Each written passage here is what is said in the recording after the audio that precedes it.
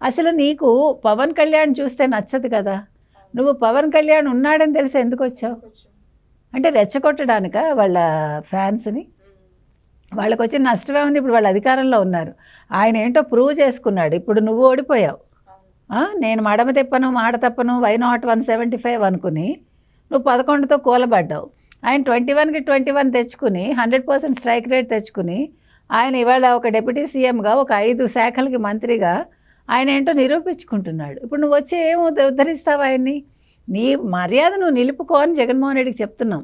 మీరు రావడం తప్పు కాదు. వచ్చే ముందు ఒక్క నిమిషం ఆలోచించుకోండి. మిమ్మల్ని ఎవడు ఆపలా.